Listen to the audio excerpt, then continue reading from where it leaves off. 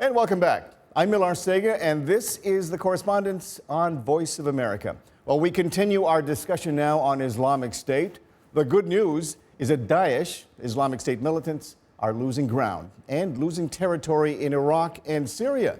And the bad news is that the battle appears to be shifting as extremists switch their tactics, sometimes using smaller scale mass casualty attacks in places around the world like you just saw in Brussels. The latest attack on civilians in cities like Paris and, of course, Brussels was far from unexpected. In fact, retired U.S. General Michael Hayden, former director of the CIA and the National Security Agency, says it was only a matter of when. Here's what General Hayden told VOA this week after the Brussels attacks. This was sadly expected, almost inevitable. And I realize that's a pretty dramatic word, but when you look at what has happened, the target country, part of an arc that we could see. The target itself, in terms of the soft targets, the transportation targets, the maximum civilian casualties, something we could see. The level of sophistication, kind of continuing on that same arc. We've seen ISIS as it, so to speak, ups its game.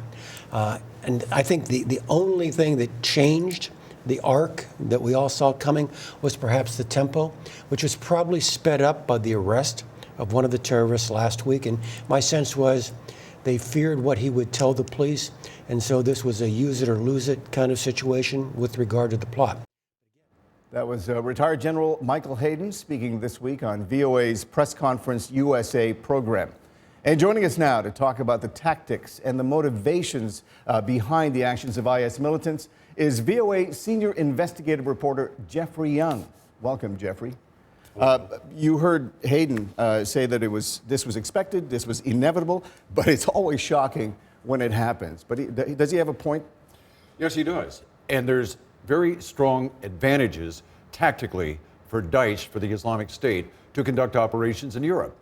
Let me just give you a couple that are very important to consider. First of all, publicity.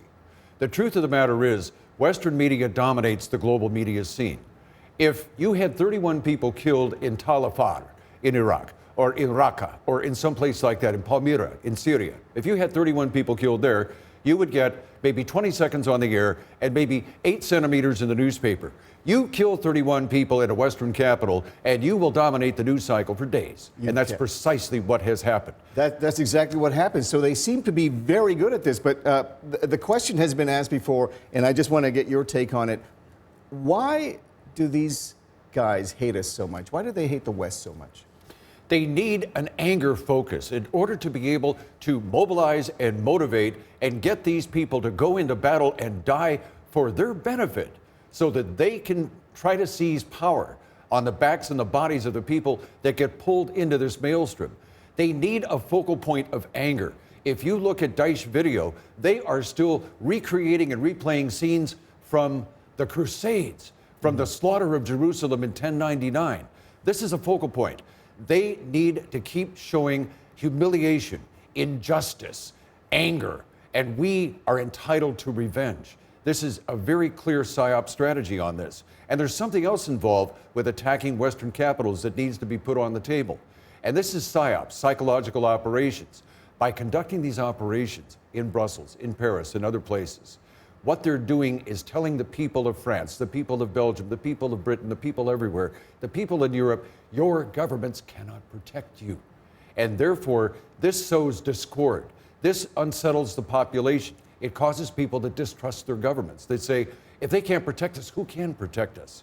And it sets EU countries against each other. It's classic terrorism, but I guess in the short amount of time that we have, I want to ask you, how did Islamic State come to be? I mean, is it really as simple as we've heard, that it was because U.S. forces denied access to Saddam Hussein loyalists after the end of the war, the Ba'athist loyalists, that they were excluded from that whole process, and that's the reason why Islamic State was formed? Our mere presence in that part of the world was constructed as a grievous offense. If you go back to the end of the Gulf War in 1991, when for the first time the United States suddenly has a forward military presence in the Gulf, and we are using bases in Kuwait, And then we set up the Fifth Fleet in Manama. We established a presence in that part of the world. And this became the focal point. This became one of the beginnings. It started with Al Qaeda. Right. And Al Qaeda then, of course, became the Islamic State. They are two separate things, but the whole idea was these people are in our property and they are denying us what is rightfully ours. Our presence alone is enough to incite that kind of anger, but you and I know that it's never going to happen that we're going to pull out of the Middle East at this stage, especially with what we're seeing. So how do we combat this kind of a threat when we know that they're upset because we're there, but we don't have the option of actually pulling out anymore? So how do we fight this group? We need to sit down and have hard discussions with our Gulf partners, with Saudi Arabia, with other governments in this part of the world. As long as there are repressive governments that are not inclusive, so long as that there are situations where people are deprived economic advancement, where people graduate from school and have no job, etc., so long as people are not fully enfranchised in the countries and societies in which they exist, you will find these predicate conditions, and these conditions will be exploited. So you're suggesting that the Arab countries need to get a lot more involved than what they are right now? Absolutely true. And it starts with Saudi Arabia and the other Gulf countries who provided a massive amount of funding for the Syrian war, funding that was then misdirected to other people. In other words, there were rich Sunni in the Gulf countries and Saudi Arabia who contributed a huge amount of money to the people that were fighting the Assad regime, because this was Sunni versus Shia.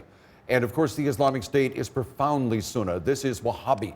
This is an expression of Wahhabism, which is one of the most pure and conservative forms of Islam that's out there. Right. And they exploited this. So here we are. Our tactics essentially are to bomb the hell out of some of these targets, but there is a lot of evidence to suggest that every time we kill one extremist, three more will rise up full of anger and hate and try to revenge that killing. So are we doing the right thing by actually trying to put down some of these But you have to. There's no other way to do it. It seems like this vicious circle that keeps going around and around. You have to kill them where they stand because there's no alternative. These people, you cannot negotiate with people like this. You cannot sit down and say, well, what does it take to make you happy? Because they've already told us what it takes to make them happy. And that is complete control and dominance of the region. I guess part of the difficulty here is we are up against an idea, Yes. a message, and we need to come up with our own message. Is that? Well, we have a great difficulty countering their narrative because their narrative is rooted in their culture, in their faith, in their perspectives. We are completely different. We are apples and oranges with them. And we've got to find common ground because ultimately, again, it's up to the governments in that region to provide an environment in which people do not find themselves turning to extremism. Thank you so much for your insight, Jeffrey. I think I've learned an awful lot today, but it's time now for another quick break. And when we come back, the first official visit to Cuba by a sitting U.S. president in more than 80 years and what it means for Cubans and Americans. And just a reminder, we want to hear from you. Share your thoughts, questions, and comments on our Facebook page. The address is VOA The Correspondents. We'll be right back.